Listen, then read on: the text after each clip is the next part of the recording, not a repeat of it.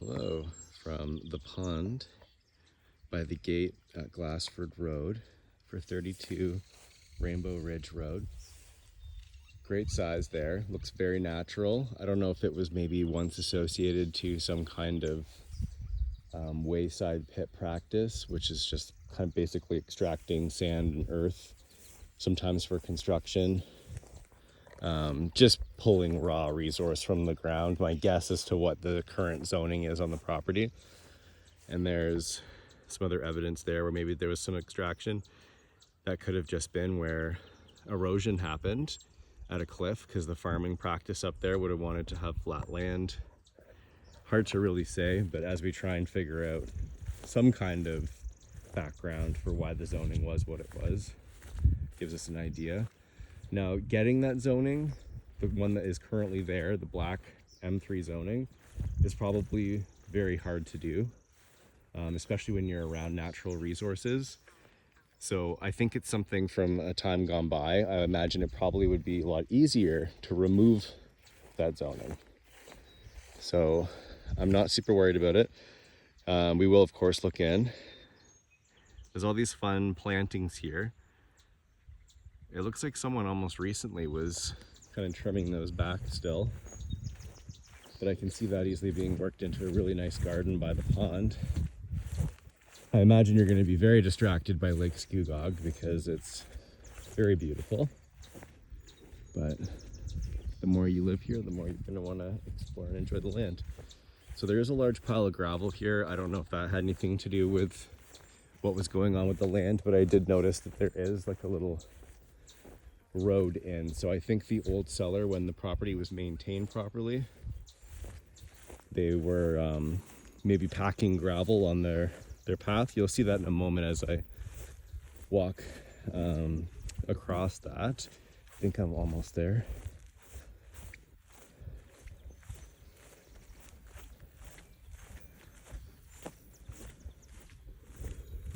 Yeah, I'm gonna say that's what's going on. So that's the same gravel there going up the side of the cornfield there. Crops probably get rotated if you were to continue on with this farmer between corn, wheat, and soy. Proper rotation. There really should be a fallow year too, but I'm not the expert.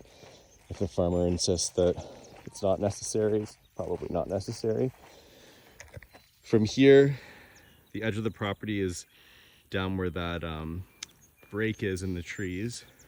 It might be hard to explore that in the video, but maps will be fine. Any kind of measure you need to see, I can send to you. So if you say, how far away was that trail you were on to the gate, I can measure it out for you. As we're getting back to the main driveway in,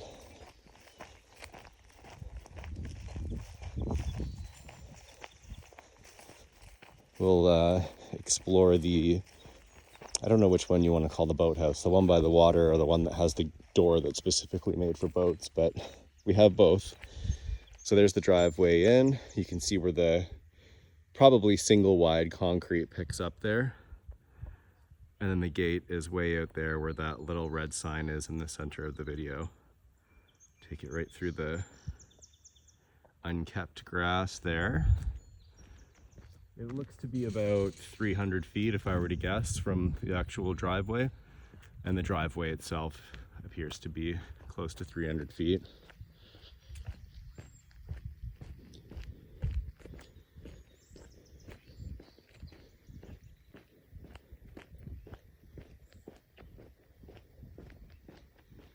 All right, so let's see, we're at 4 minutes and 20 seconds.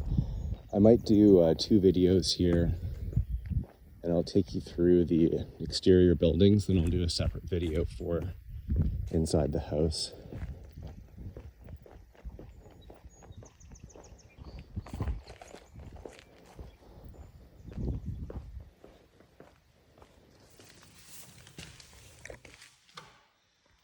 So, very well constructed. Concrete pads in great shape. So a good pour was done. 4x4 construction. Kirsten can tell you if that's the proper building format for this. Electrified with its own sub panel. Doesn't have a power lift on the door, but there we go. 100 amp pony panel.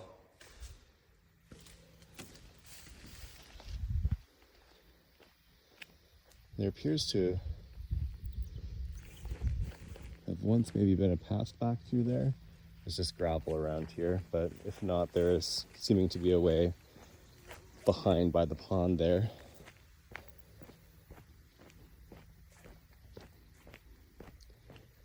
A quick tour of the waterfront, and then into that bunkie or lower boathouse.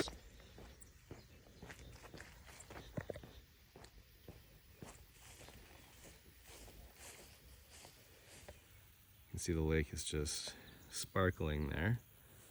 Appears to be nice clear waters.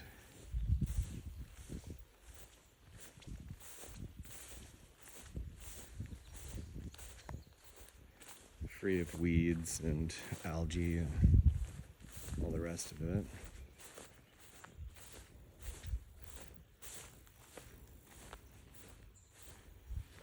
Okay, so this structure does have eaves. It appears to have, yeah, that's flashing. It's not just wood. Shingles are probably half-life.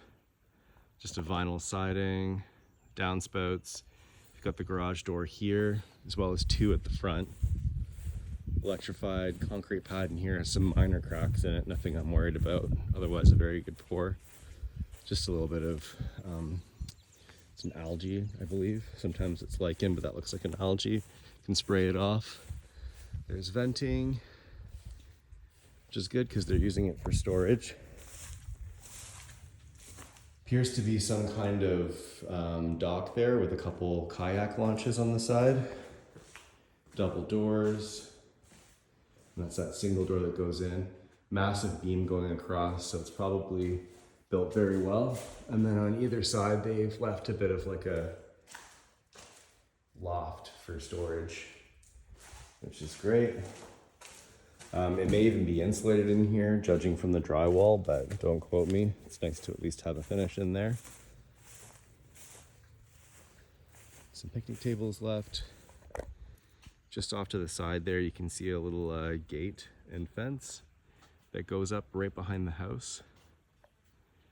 And that's where you'll find your closest neighbor on the map. There's the front of the bunkie.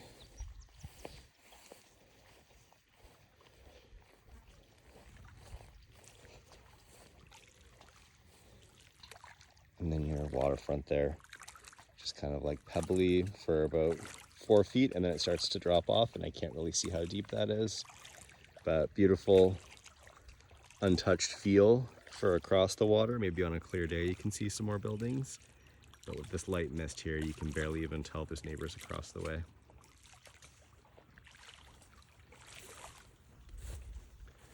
All right, so given I'm going to do a second video for exterior, probably sign off here. When these videos get really long, they take a long time to upload, and it's just easier when they're broken into if you're trying to shift your focus from one area of the property to another. So I will be right with you with an interior tour.